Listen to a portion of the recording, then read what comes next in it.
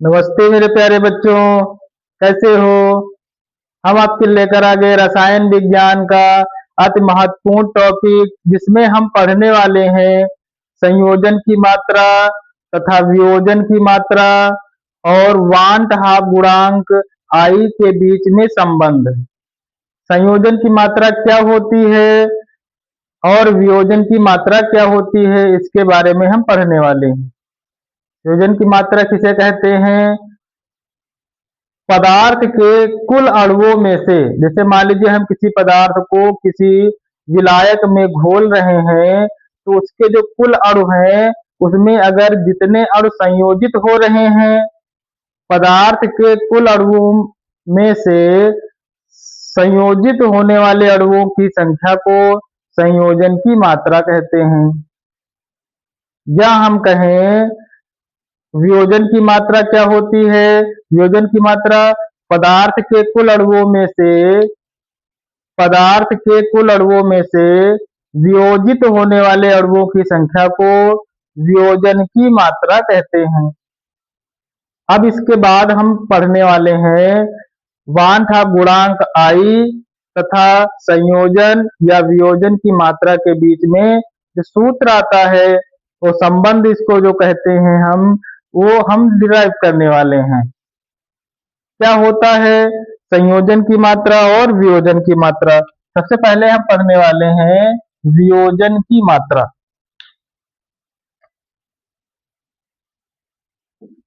वियोजन की मात्रा degree of, इसको इंग्लिश में कहते हैं degree of dissociation.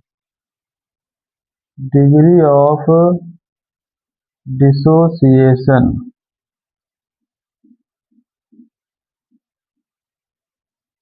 Degree of dissociation. वियोजन की मात्रा को हम डिनोट करते हैं अल्फा से। वियोजन की मात्रा क्या होती है?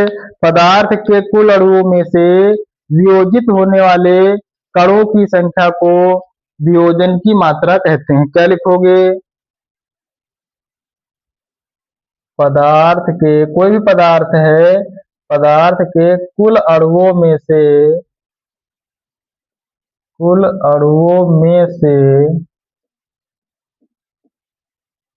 वियोजित होने वाले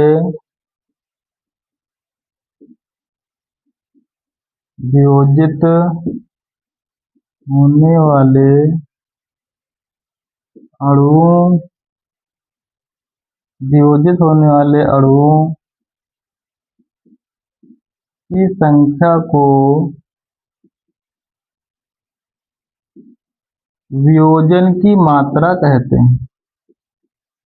वियोजन की मात्रा कहते हैं। वियोजन की मात्रा कहते हैं। वियोजन की मात्रा को हम अल्फा से लिखते हैं।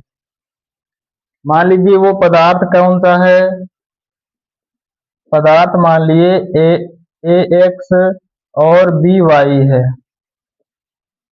जिसमें वियोजित कणों की संख्या क्या हो जाएगी? एन। एन क्या है?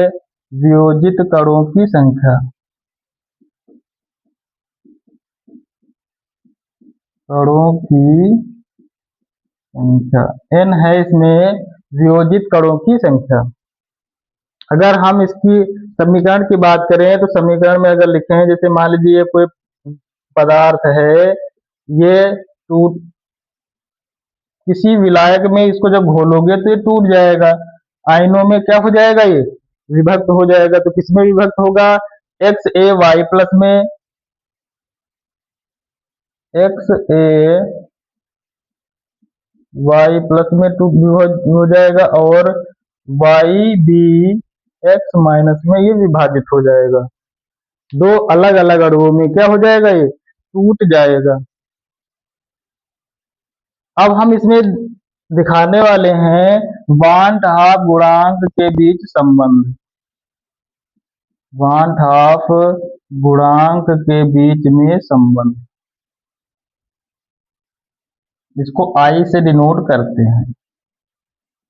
वांट हाफ गुणांक हम अगले क्लास में पढ़ भी चुके हैं। जो बच्चे नहीं देखे हैं उसको इसको जरूर देखेंगे, इम्पोर्टेंट है बोर्ड परीक्षा की दृष्टि से। अगर हम देखें इसमें वियोजन के पश्चात कणों की संख्या, अगर हम इसको देखें तो क्या होता है, पहले ये घुला नहीं है मान लीजिए अभी, तो अगर हम देखें वियोजन के पश्चात कणों की संख्या,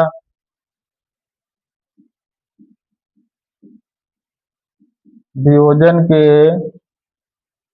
पश्चात कणों की संख्या,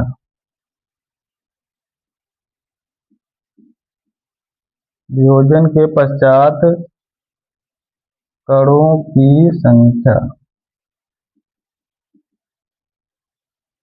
इसकी मान लीजिए 1 रही होगी और अभी इसके अणु टूटे नहीं तो 0 0 हो जाएगा। अब देखेंगे वियोजन के पश्चात पूर्व कणों की संख्या, वियोजन के पूर्व कणों की संख्या, वियोजन से पूर्व कणों की संख्या, वियोजन से पूर्व कणों की संख्या। अच्छा, पहले पूर्व होगा, यहाँ पर पूर्व कणों की संख्या, फिर पश्चात कणों, वियोजन से पूर्व कणों की संख्या, फिर वियोजन के पश्चात कणों की संख्या।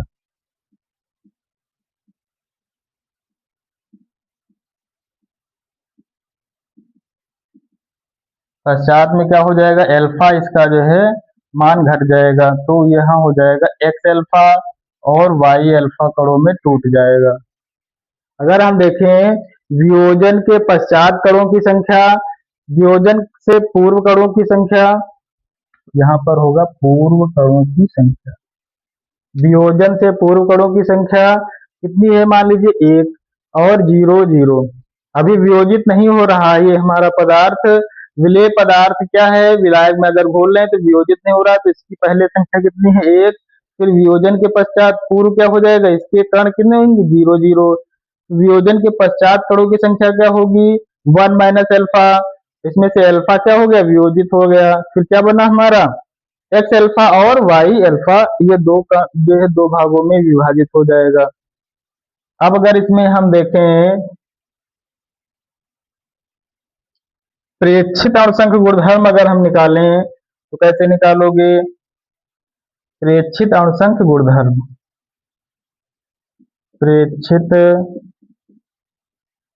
अणुसंख्य गुणधर्म, ये डायरेक्टली प्रोपोर्शनल टू किसके होता है, वियोजन के पश्चात कणों की संख्या, वियोजन के पश्चात कणों की संख्या के अनुक्रमानुपाती होते हैं। वियोजन के पश्चात कणों की संख्या कुल कितनी है, ये वियोजन के पश्चात कणों की संख्या, इसको जोड़ लीजिए 1 माइनस अल्फा प्लस में एक्स अल्फा प्लस में वाई अल्फा, एक्स अल्फा इसमें से कॉमन हो जाएगा, अनुक्रमानुपाती हो जाएगा 1 माइनस अल्फा प्लस में अल्फा एक्स प्लस में वाई हो जाएगा, क्योंकि x प्लस वाई बराबर में हम n मान लिए, कुल कणों की संख्या कितनी है n, तो यहाँ पर आप लिख लीजिए अल्फा 1 माइनस अल्फा हो जाए, अनुक्रमानुपाती 1 माइनस अल्फा प्लस में n अल्फा। अब अगर हमको निकालना है परिकलित अणुसंख्य गुणधर्म, परिकलित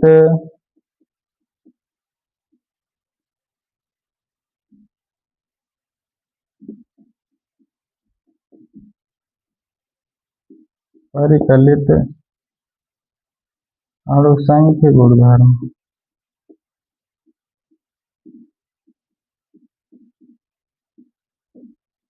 डायरेक्टली प्रोपोर्शनल टू किससे हो जाएगा, वियोजन से पूर्व कणों की संख्या,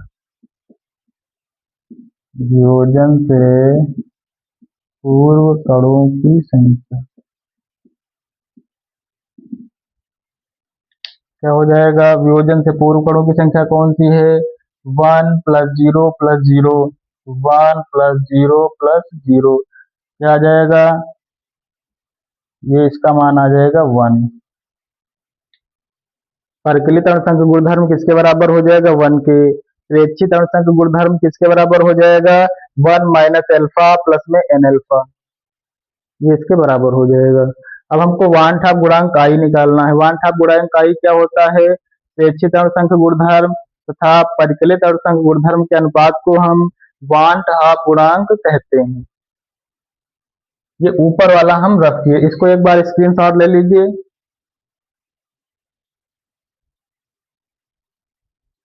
अब इसका हम ऊपर वाला थोड़ा रफ कर दे रहे हैं।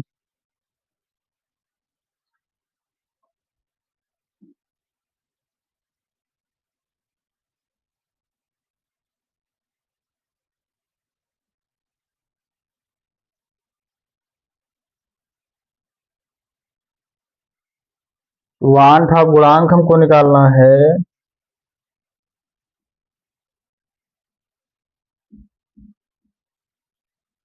वान ठाप गुणांक।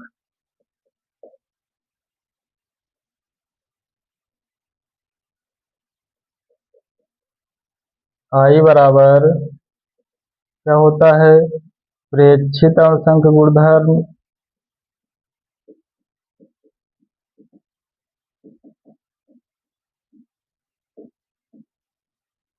बटे परिकलित अणुसंख्य गुणधर्म।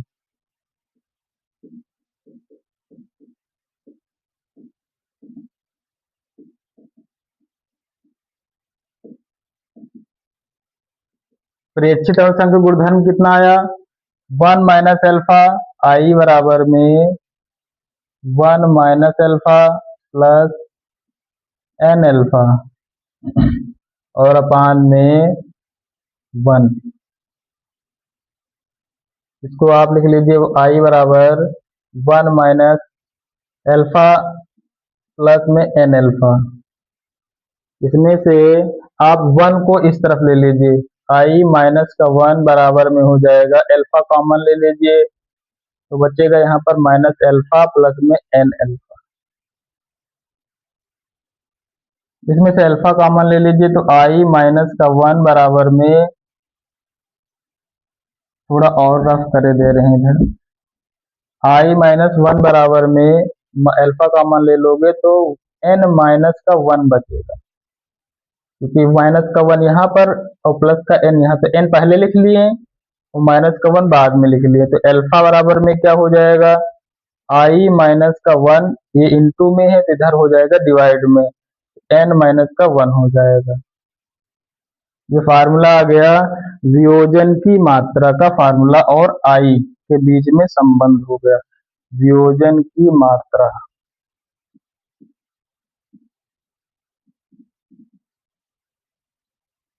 और आई बराबर में क्या होता है यहाँ पर, वान ठाप गुणांक।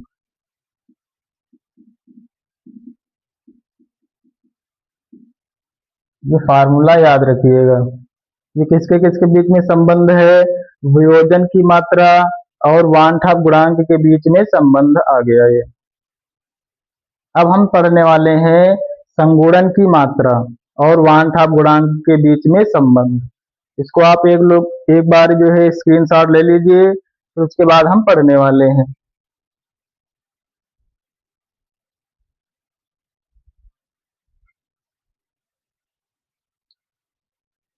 उम्मीद है आप ये स्क्रीनशॉट ले लिए होंगे। फिर इसके बाद हम पढ़ने वाले हैं संगुणन की मात्रा।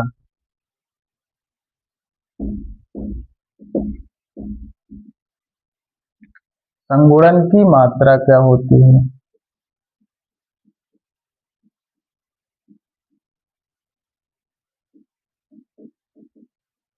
इसको इंग्लिश में हम कहते हैं degree of association. Degree of association, degree of association, इसको भी हम अल्फा से ही लिखते हैं। ये क्या होता है, पदार्थ के कुल अणुओं में से संयोजित होने वाले अणुओं की संख्या को हम संगुणन की मात्रा कहते हैं। क्या लिखोगे इसमें, इसकी परिभाषा में, पदार्थ के कुल अणुओं में से, कुल अणुओं में से संयोजित होने वाले अणुओं की संख्या, संयोजित होने वाले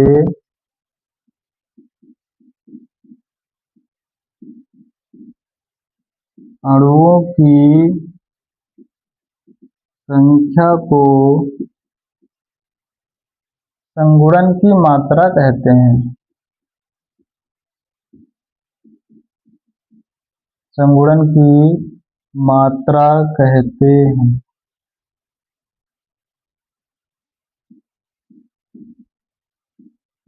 इसको अल्फा से डिनोट करते हैं।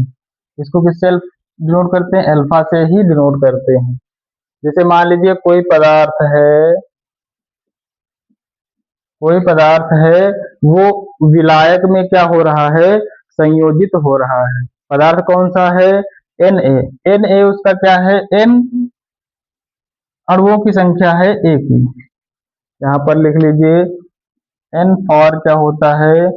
संयोजित कणों की संख्या,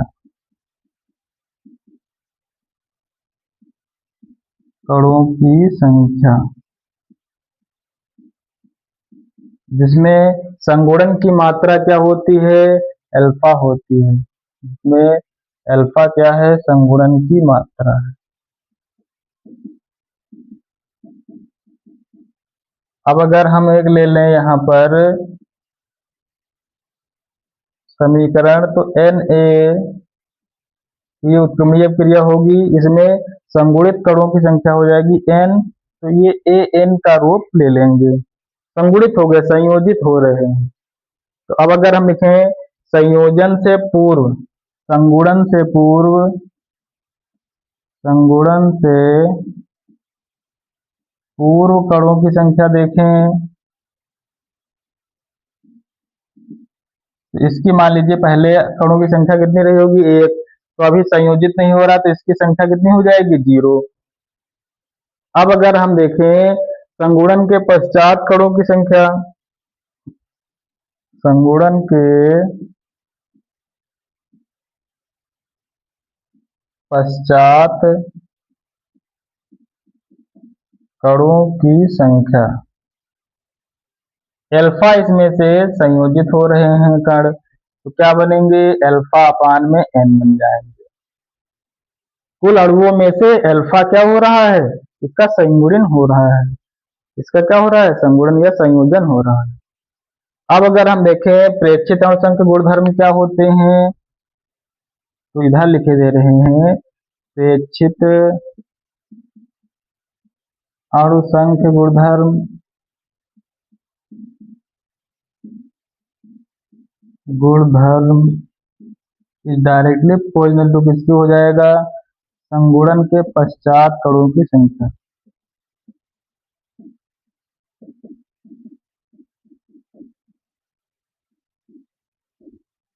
कणों की संख्या। अब संगुणन के पश्चात कणों की संख्या कौन सी है? एक ये इसको हम जोड़ देंगे, 1 माइनस अल्फा प्लस में अल्फा अपान में n। परिकलित अणु संख्या गुणधर्म निकालना है। परिकलित अणु संख्या गुणधर्म,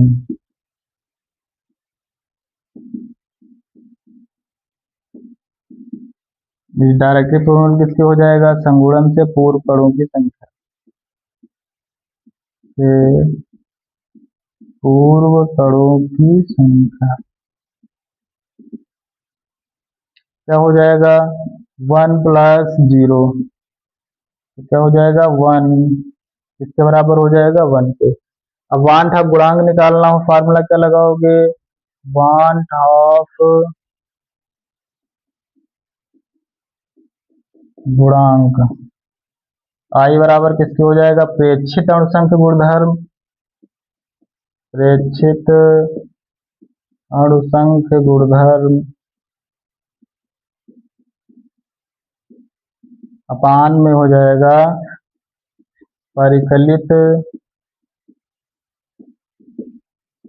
अणु संख्या गुणधर्म।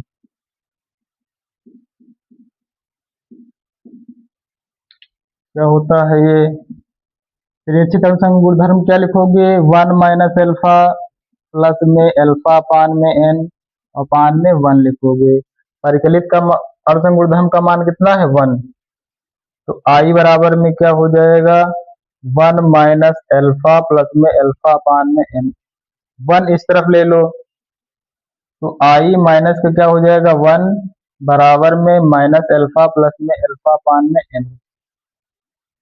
इसमें से अल्फा कॉमन ले लो, अल्फा कॉमन ले लोगे तो क्या बचेगा आई माइनस का 1 बराबर में अल्फा कॉमन लोगे तो हम यहाँ पर माइनस का 1 उधर भेजें, अल्फा कॉमन ले लोगे तो यहाँ बचेगा माइनस का 1 और 1 अपान में एन माइनस का 1 लिख सकते हैं। अल्फा इंटू में है ये, इसको इस तरफ ले लोगे तो डिवाइड में हो जाएगा, तो फार्मूला क्या आ जाएगा, फार्मूला आएगा अल्फा बराबर में आई माइनस का 1 अपान में एन माइनस का 1। ये फार्मूला आपको याद रखना है। जहां आई क्या है, आई है वांट ऑफ गुणांक,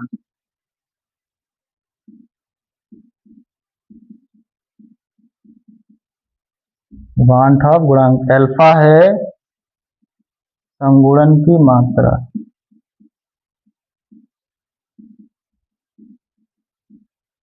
इससे मेरे प्यारे बच्चों न्यूमेरिकल बन सकते हैं, बनते ही हैं। एक संगुणन की मात्रा और एक वियोजन की मात्रा और वांट ऑफ गुणांक के बीच में जो संबंध सूत्र आता है उससे न्यूमेरिकल बनते हैं। ये फार्मूला आपको याद ही रखना है। अगर हम अब देखें, कुछ हम पढ़ने वाले हैं संगुणन या वियोजन पर आधारित अणुसंख्य गुणधर्म क्या होते हैं। इनको हम बोलते हैं असामान्य मूलर या हम कहें असामान्य अणुसंख्य गुणधर्म। असामान्य अणुसंख्य गुणधर्म क्या होते हैं, इसको मेरे प्यारे बच्चे स्क्रीनशॉट ले लीजिए।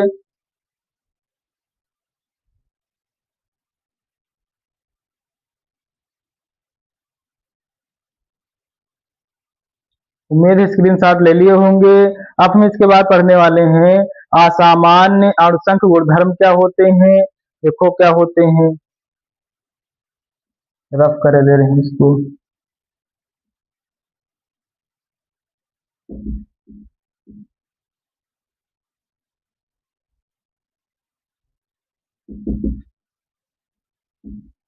असामान्य मूलर असामान्य अणुसंख्य गुणधर्म।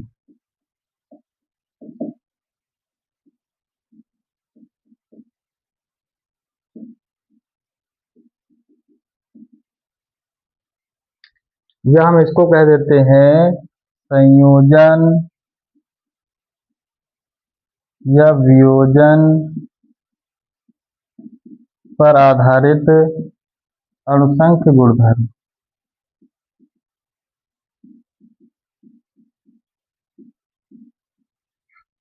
इस पर आधारित अणुसंख्य गुणधर्म 4 फार्मूले आपको याद रखने हैं। हम जो अणुसंख्य गुणधर्म पहले फार्मूले पढ़ चुके हैं 4, जैसे हम वाष्प दाब का अपेक्षिक अवनमन, क्वथनांक में उन्नयन, हिमांक में अवनमन, परासरण दाब के जो फार्मूले पढ़े हैं उसमें सिर्फ आपको वांछा गुणांक से गुणा करा देना है।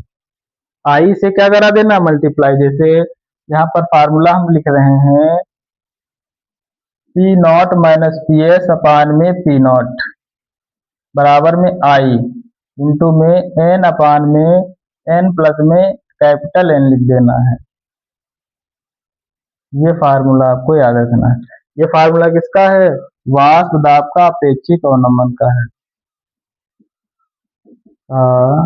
अपेक्षिक अवनमन।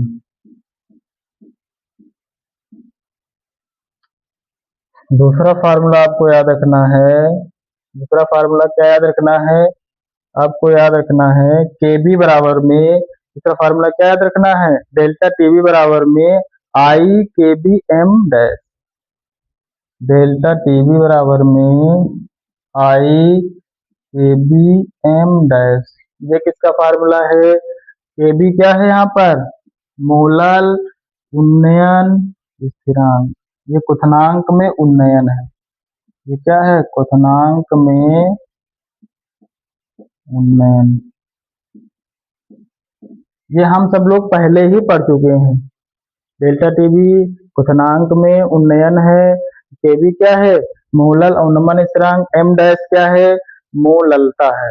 एम डैश क्या है यहाँ पर, मूललता है। तीसरा फार्मूला आपको याद रखना है, डेल्टा टी एफ बराबर में आई के एफ एम डैश।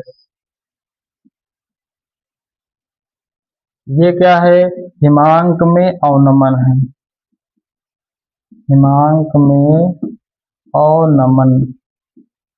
फार्मूला मेरे प्यारे बच्चों याद रखिएगा।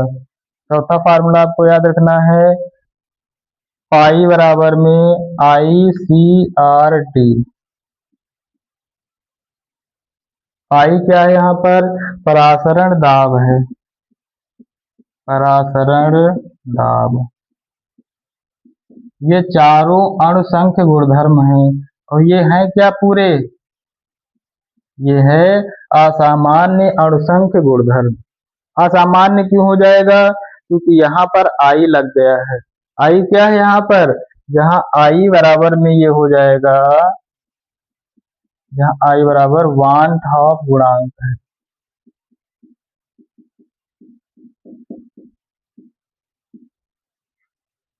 मेरे प्यारे बच्चों, शुरुआत से अंत तक ये टॉपिक जरूर देखिएगा, परीक्षा की दृष्टि से महत्वपूर्ण टॉपिक है। इसके फार्मूले, इसके बीच में जो संबंध हमने आपको बताए और ये जो फार्मूला हमने बताया, इससे न्यूमेरिकल भर भर के पूछ लेता है। ये फार्मूले आपको कभी भूलने ही नहीं, एक बार इसको नोट करिएगा। एक दो बार वीडियो देखोगे तो दिमाग में यहाँ छप जाएगा। इसको आप स्क्रीनशॉट ले लीजिए और याद करने का प्रयास करिएगा। सच बता रहे हैं, आपको बहुत ही फायदा होने वाला है। नमस्ते, जय हिंद मेरे प्यारे बच्चों।